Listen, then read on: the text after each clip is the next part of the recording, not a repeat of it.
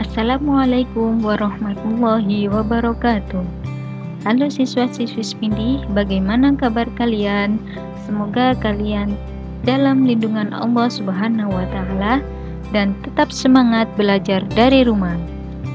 Bertemu lagi dengan saya, Bu Ima, di video pembelajaran kali ini yang akan membahas tentang iman kepada kitab-kitab Allah, materi PAI kelas 8 semester ganjil. Nah, sebelum kita memasuki materi, kita simak kompetensi dasar dan tujuan setelah kalian menyaksikan video ini.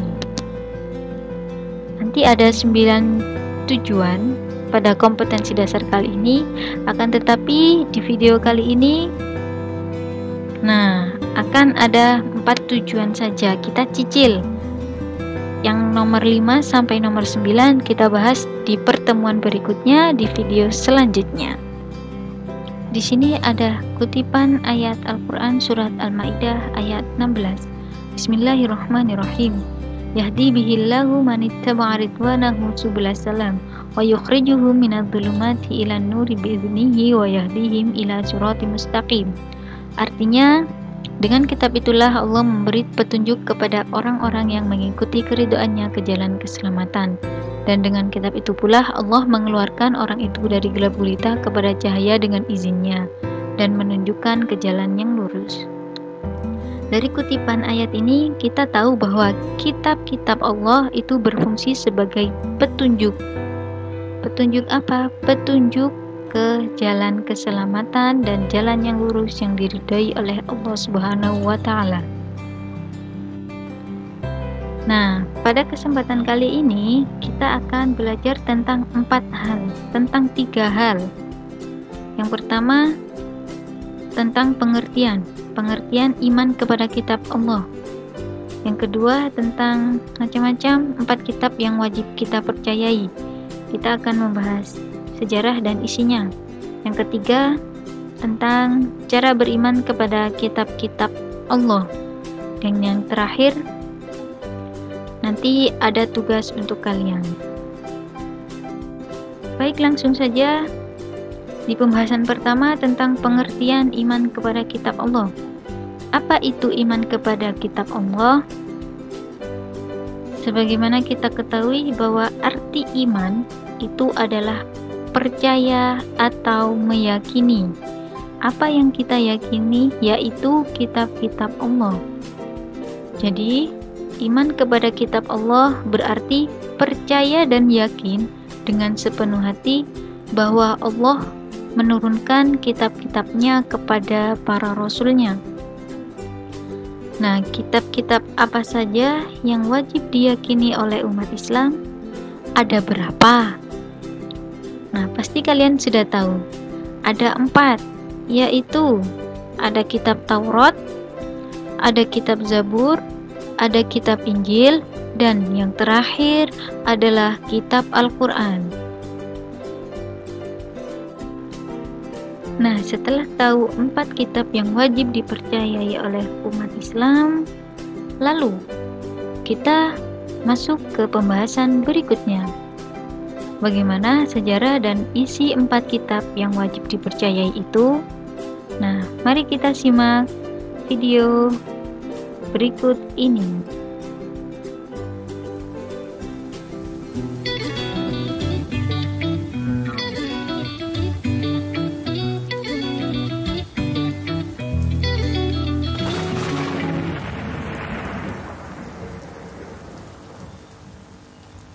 لمع البرق اليماني عن حبيب قد سباني فتذكرت اجتماعا فشجاني ما شجاني. لمع البرق اليماني عن حبيب قد سباني فتذكرت اجتماعا فشجاني ما شجاني. مشتاق بصدر اللهب من نار الجوى عجب.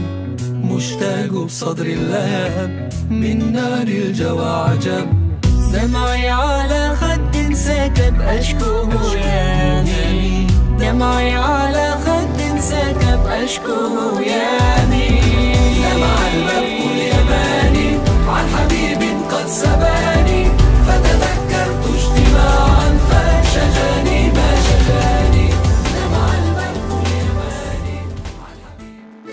Oke, setelah kita mengetahui sejarah dan pokok-pokok isi kitab-kitab Allah, nah bagaimana cara kita mengimaninya?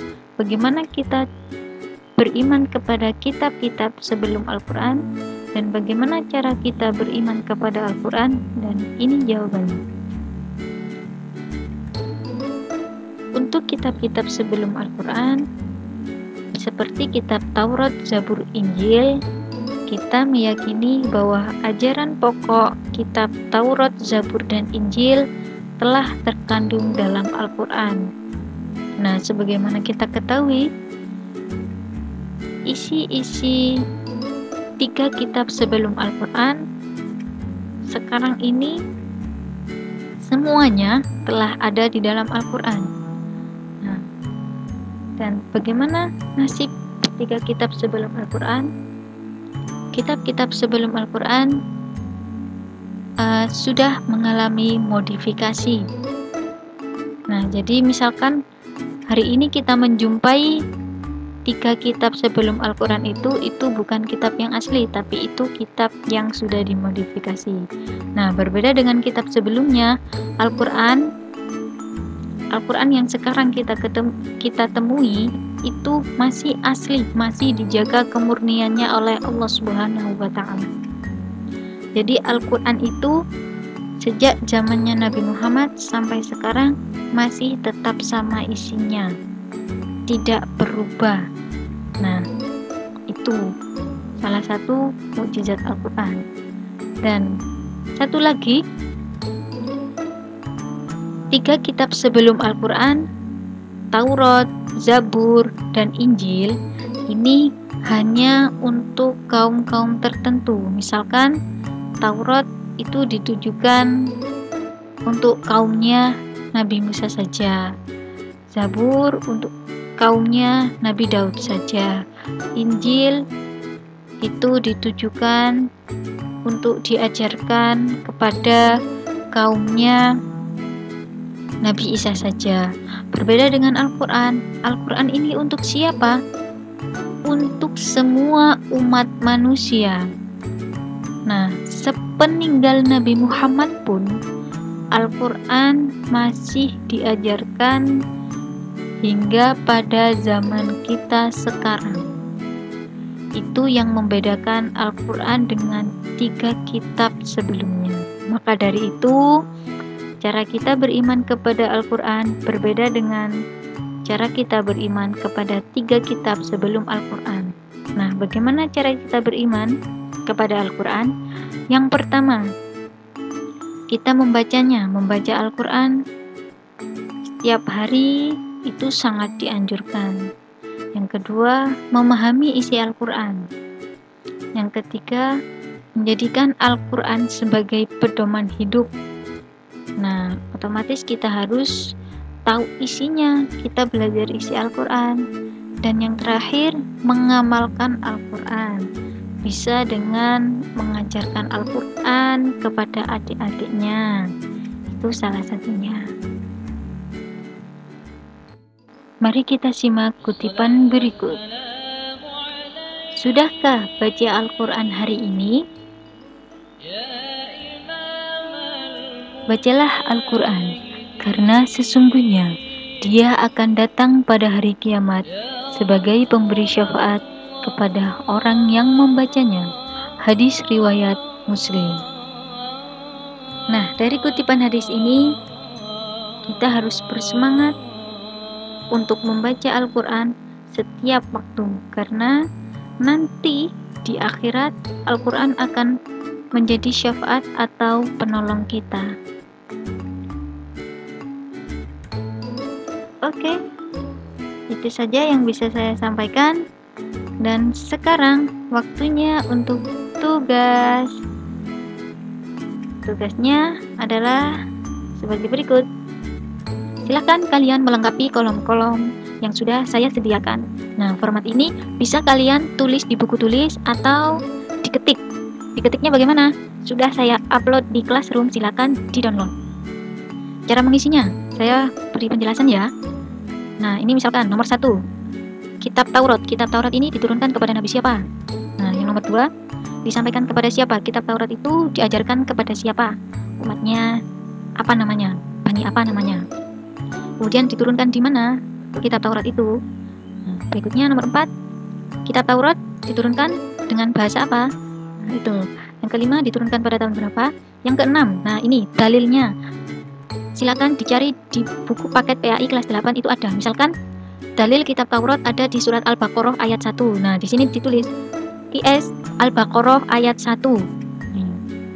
Yang nomor 7 baru ditulis lafadz dalil ayat tersebut. Maksudnya di sini ditulis Arabnya, Nak. Arabnya ditulis di sini, disempurnakan, diselesaikan. Setelah ditulis Arabnya, artinya ditulis di nomor 8. Nah, setelah itu baru nomor 9, isi kitab atau pokok-pokok ajaran di kitab Taurat. Itu ditulis di nomor 9. Nah, itu tugasnya. Oke. Selamat mengerjakan, selamat belajar dari rumah. Semoga kalian sehat selalu. Assalamualaikum warahmatullahi wabarakatuh.